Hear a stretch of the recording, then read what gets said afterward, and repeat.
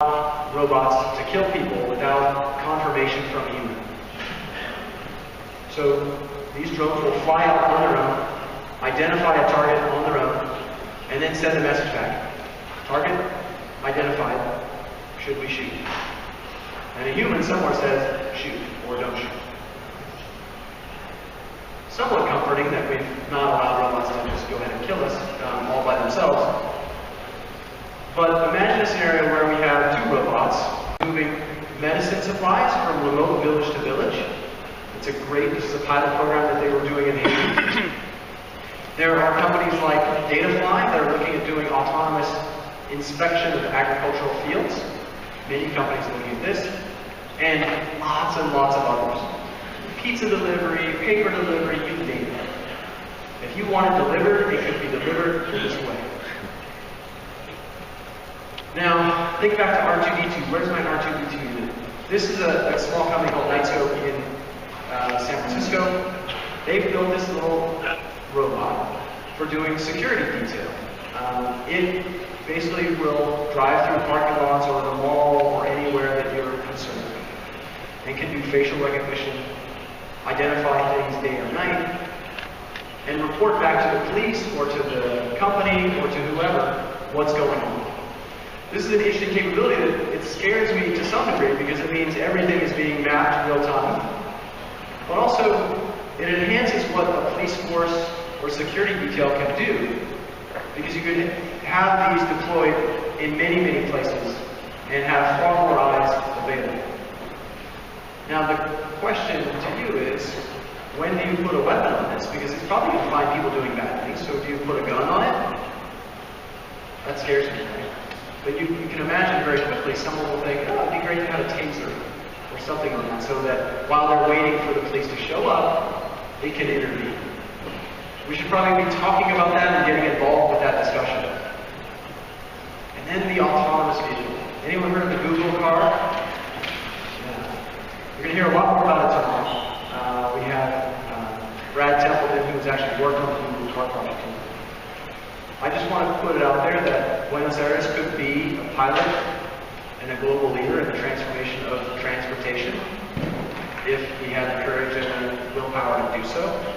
Every major car manufacturer today has said within this decade they will sell autonomous vehicles. So this is not fantasy. This is, in the next few years, it's available for you to buy. Now, for robotics, there are a bunch of implications. I mentioned jobs before. I actually think there's a huge opportunity for us to work side by side with robotics and be able to do much more. But there are instances like Foxconn stating that they're going to build a factory for 20,000 workers to build 1 million robots to replace 500,000 people. And that's one company building products just for Apple. Then there's a question about how much do we put weapons on robots? Do we let them do everything on their own? At what point do we say it is virtually no different than the cat? And so it's also, it would be wrong to kill it or to turn it off.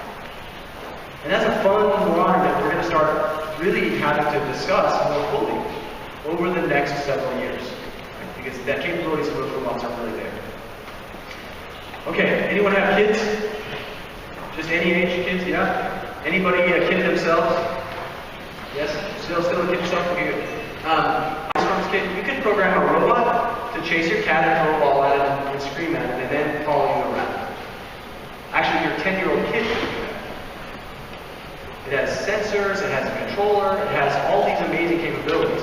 It is an extraordinary robotic platform that can do almost anything. So I highly encourage you to get involved with that. And also FIRST Robotics. There is an international competition where kids of every age can form teams and do robotics challenges. The winner of that international competition, there's a huge event. There's 150,000 contestants, kids, competing.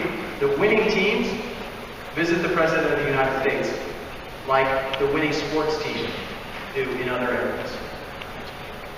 So getting it at the early stages and inspiring our kids to think of what they can do with robotics is going to propel the future of this field. And a couple of resources just to leave you with. One, if you're afraid of robots stealing your job or technology disrupting jobs, The Race Against the Machine is probably the best book written from an economics standpoint. Eric Rinholson and Andy McAfee from MIT have written this book. They actually have taken a good look at how technology is disrupting it. They have a new book coming out very soon to talk about how do we relate and what are the possible solutions. Federico Pistono, I've been promoting his book. He's one of our students from 2 years ago. And it's robots will steal your job, but that's okay. And it's not just manufacturing robots either. I don't think I touched this, but any job that requires precision, accuracy, consistency, safety is good for robots. I think of high white-collar jobs, for example, a pharmacist who has many, many, many years of schooling, and half of the time they're basically counting pills, right, and putting them in a bottle.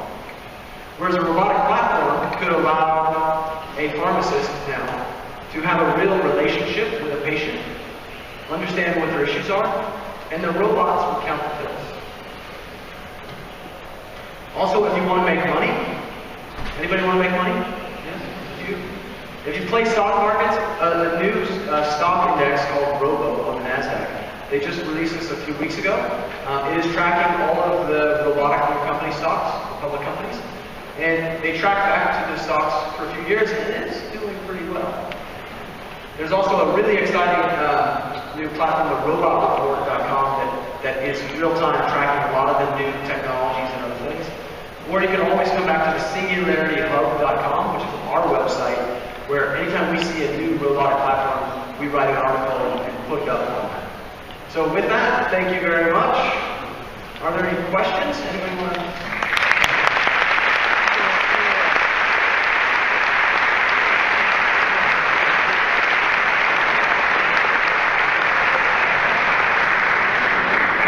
If you have some questions, raise your hand. If it's in Spanish, we have translation.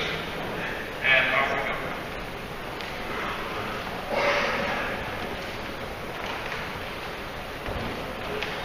Quería saber hasta qué punto puede llegar el desarrollo nanotecnológico para lograr un cambio, por ejemplo, en el ADN de una persona y que ésta se pueda mejorar, puede pasar que también empeore y ya sea un criminal, por ejemplo. Muchas gracias. Good question. Tomorrow, we're going to hear from Raymond McCullough, who's our leader, our track chair for biotechnology. And what you're going to see is there's an incredible wave of new re-engineering of organisms, where we can actually change DNA and replace the DNA of other organisms. I'm going to leave it to Raymond to scare you a little bit about where that goes. But I can tell you that over the next couple of years, we'll probably see the first re-engineered humans, where children are being born with modified DNA. And it will be for changing a disease, right? So they have a prevalency for some specific disease they would have, and we're able to turn that off, so they wouldn't have that disease. But you can probably imagine doing that with a lot of other things. Already we can, through fertility and through IVF technologies, we can already read the DNA of the embryos, and we can select for height, weight. Can you improve your personal skills? Today you can improve your personal skills through education. But nanotechnology, not yet. There's some interesting neuroscience that we're starting to see that will help us learn more quickly. Imagine that EEG headset giving you better feedback about what you're learning and not learning. And then tools like online tools that are adaptive, that are more quickly teaching you English, teaching me Spanish. So those are absolutely happening today. But in terms of nanotechnology, that's still quite a ways on the horizon.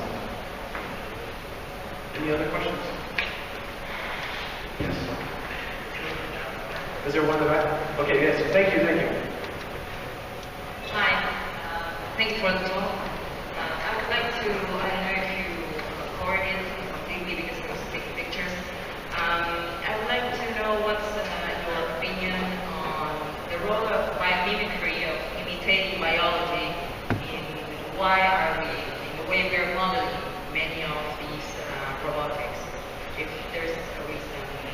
I think the best reason is because we're not always that creative, and it's actually a very hard problem already. So in just trying to replicate what biology has already done over millions and billions of years, that's already a huge step forward. And so by being able to create these biological robots and replicating what biology has already done, we learn a lot. And I think actually one of the interesting edges that we see in robotics are most of the robots that we've been building kind of look like humans, mostly because we're more comfortable if they look like humans. We kind of know what they can do. But when we start to optimize them for specific problems, they can look like anything. So that's going to be an interesting line of innovation where we can start seeing robots that take many, many forms. But first we want to learn how to do it, and biology is a great teacher for that. So biomimicry is a really exciting field. Other questions?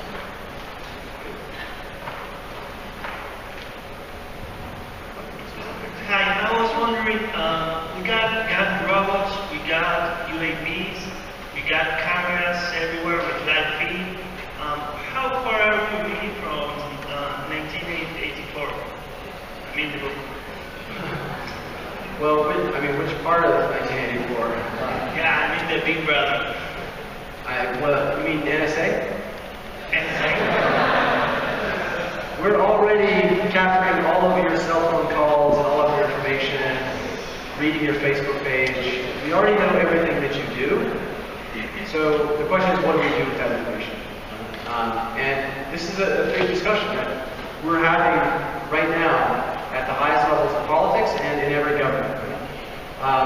Google last week, I don't know if you saw this news, but Google put a mandate, and they have stripped away all child pornography so that it will not show up. You can't actually get to it anymore.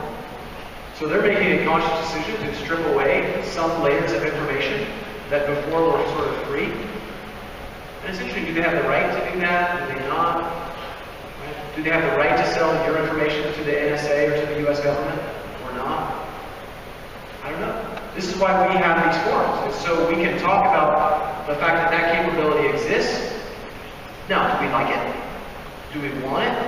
How do we talk to the mayor about how he's using that information? Because we should be part of that discussion. We need to get involved with these discussions, because otherwise we're just going to be surprised by it.